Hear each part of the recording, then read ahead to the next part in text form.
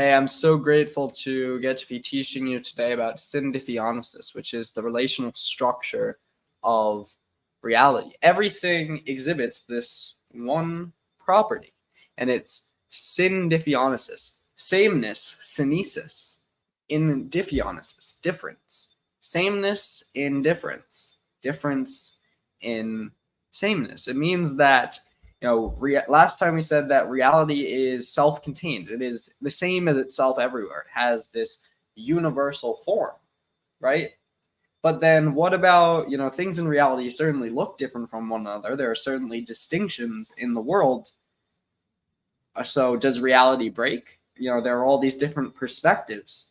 But, is there, does reality have any way of reconciling those perspectives, reconciling those wills, and having a unified point of view of itself? Again, reality is a single entity that is experiencing itself. So there has to be this synetic level whereby everything comes together, even through all of these diverse manifestations in the world.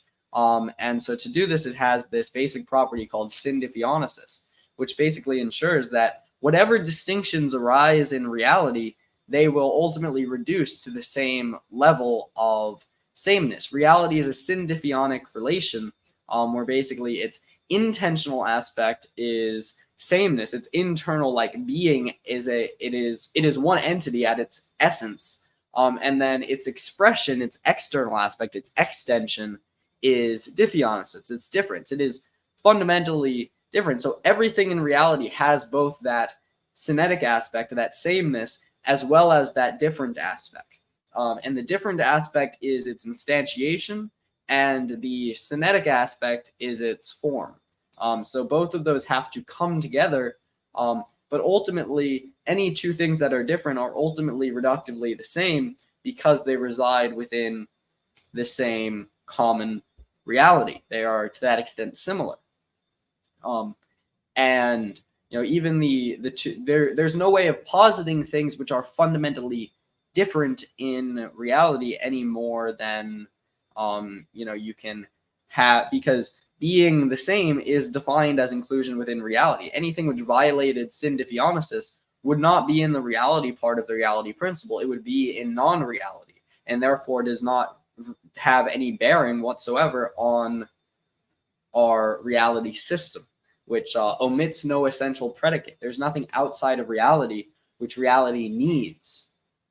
So Syndiffeonesis basically says that within reality, so things that are included in reality, even though they are different, even though there are these diverse forms and instances, ultimately, reductively, they are the same. They have the same universal distributed form, the same rules of logic and structure and physics, which apply to everything in the universe. So how does it do that? Few people have actually thought about that. How do physical laws act on the world? It's because there's this general manifold in which all things inhere, which structures and gives lattice to reality, and the laws can then act through that manifold. Otherwise, there would be no connectivity of reality. There would be no sameness. Things would break. There would be no unified perceptual field of awareness, and therefore there would be no reality. So the rules of state transition are characterized this medium, is that reality is figuring out how to evolve. Remember, nothing is static. It is all dynamic. It is all constantly moving. So reality has to say, how do we evolve without changing our essential structure?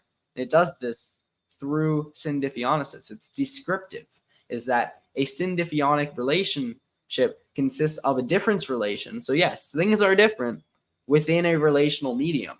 And just as we said with the gap between phenomena and noumena, between things in themselves and perception, between mind and matter, the relationship is more real than the things which are related.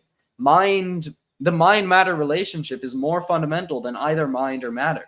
Similarly, Syndiffeonesis is more fundamental than either the identity of reality or its diverse manifestations. This is as maximal as it gets.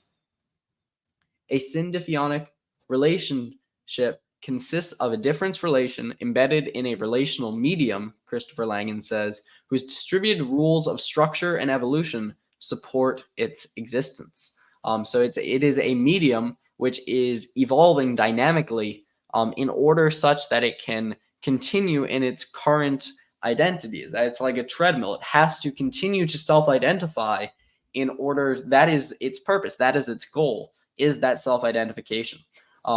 So it uses this. So even though it's changing, even though it's differentiating, it is staying the same because it has the same value. It has the same goals. It has the same structure throughout time. So every single Syndiffeonesis relationship, I'll project this on the board, has both a sameness and a difference relationship.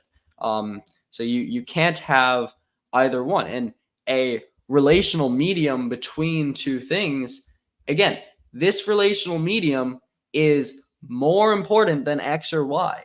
The XY subtends X and Y. It is the fundamental thing. So everything in this medium has both the structure of the things which are being related, yes, but this X right here is also defined by the relational medium more fundamentally. So there's this process called unisection, whereby even though X differs from Y, yes, by the very nature of their difference, they form a synetic medium. That is the relationship. That is, how are they different? I don't know. Well, that means that they are different, meaning that they have a relationship. It is a difference relationship. Sameness in difference. Get that through your head. Is that, there is that right? So the difference relationship is associated with the diffeonic phase, yes, but that is not in spite of the difference relationship is there also this level of sameness. Because of that difference relationship,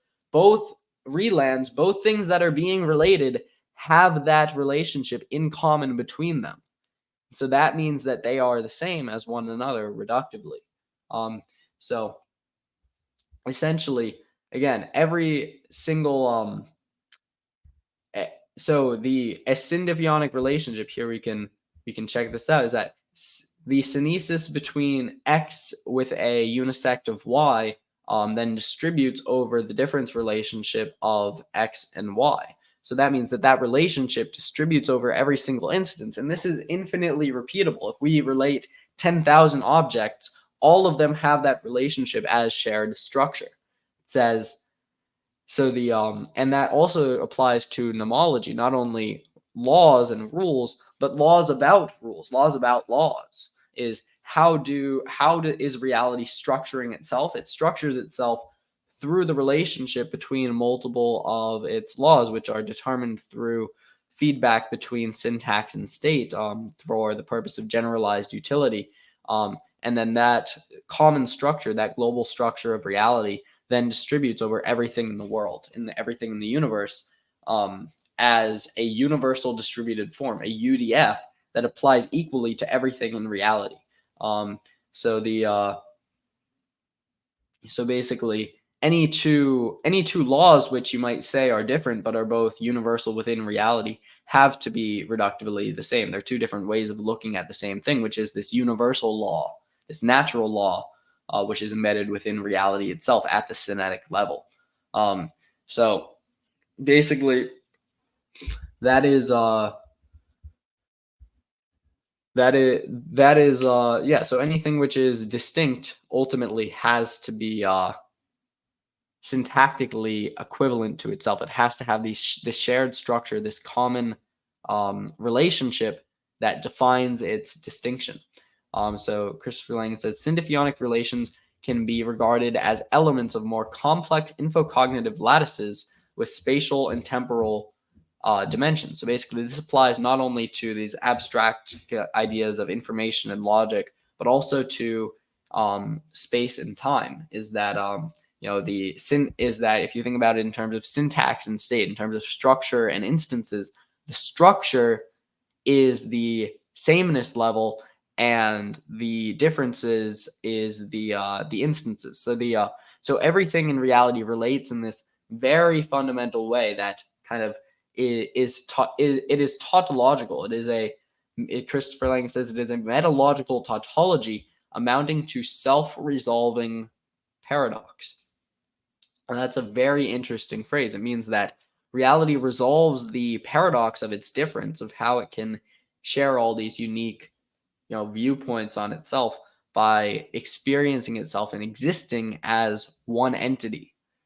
So that means that even though there is that coincidence of sameness and difference, its ultimate being is as one unified ultimate reality that subtends everything in existence and gives rise at full resolution to all of the different manifestations of the world.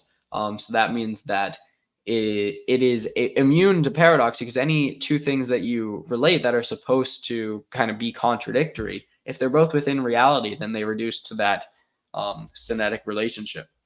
So we say, so far we know that reality is a self-contained Syndiffeonic relation.